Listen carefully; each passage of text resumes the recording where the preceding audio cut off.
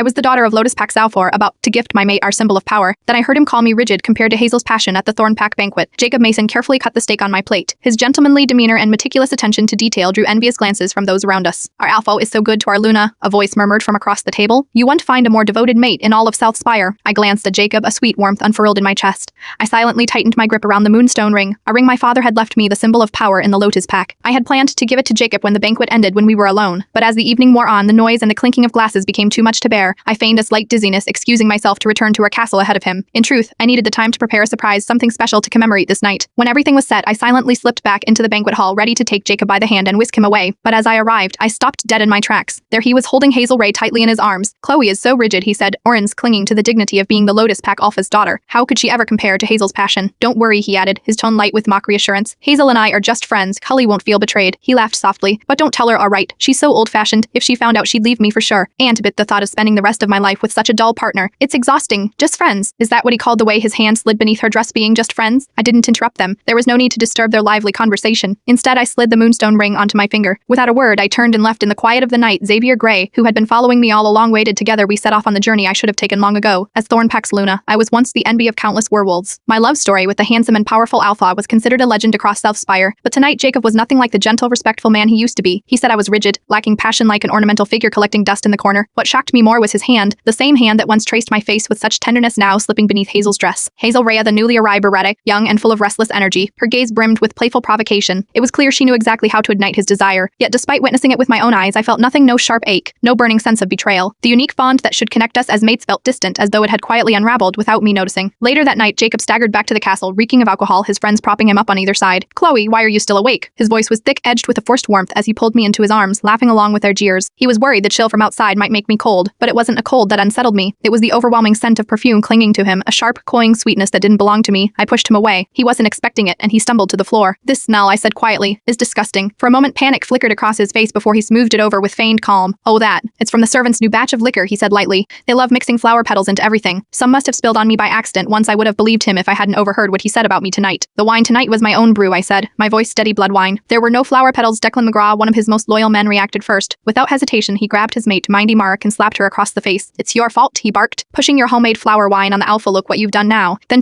this time, I'm sorry, Luna, my mate insisted on offering her brew tonight. But the Alpha, he only drinks the wine you make. He was afraid you'd be upset. The others quickly joined in, eager to smooth things over. Yes, Luna, the Alpha was worried you'd misunderstand. You'll never find a man more devoted to his mate. Another chimed in. Jacob, always quick to follow their lead, sighed and said, everything I have has always been under your Luna's care. From now on, no one is to touch my things without her permission. They all held their breath, waiting for me to offer a smile, to forgive and forget, to play the gracious and understanding Luna, but I didn't.